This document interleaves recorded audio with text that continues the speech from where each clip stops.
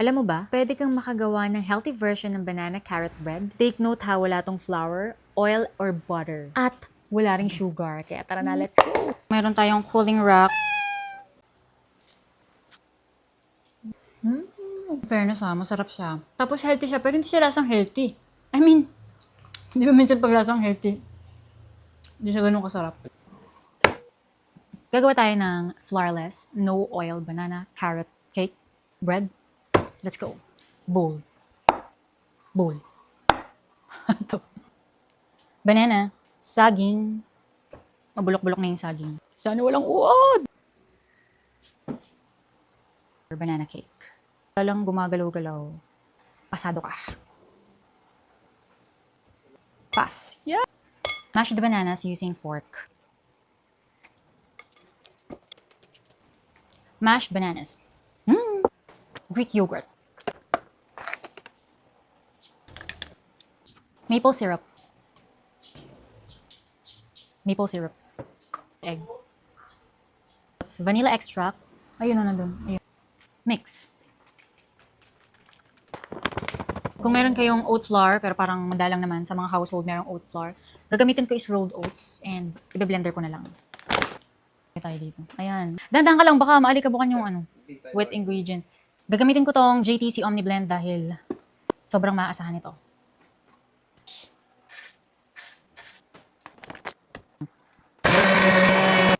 Diba? Sobrang bilis.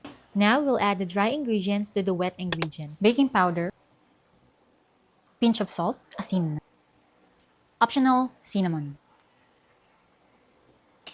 Okay na yan. Mga pampasarap, nyo pwedeng pumpkin seed. Meron ako ditong konti na lang.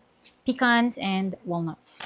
Dates. Optional to guys, kayong bahala kung gusto nyo maglagay. Dark chocolate pala yung ginamit ko para healthy. Grated carrots.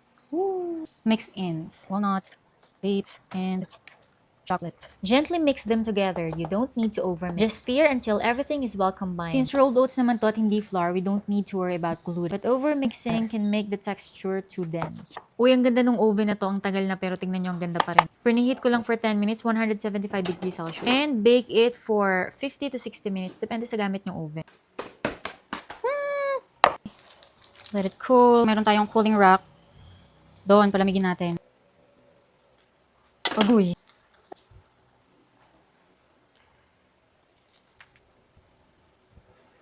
Oh. 1, 2.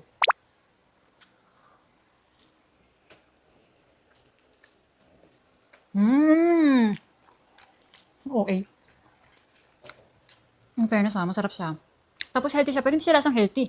I mean, di ba minsan pag lasang healthy, hindi siya ganun kasarap. Sarap. Yung pangalawa na ni Kelvin. Dito ka, babe. Pakita mo sa kanila.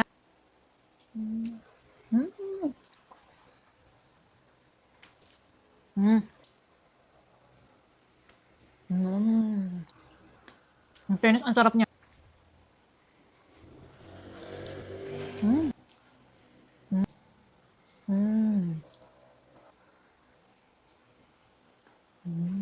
Isang gato lang, nakapusog na.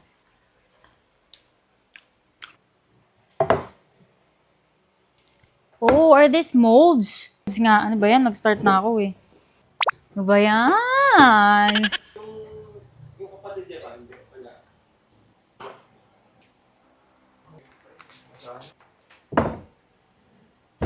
Ouch! Oh! Legit! Sakit ba?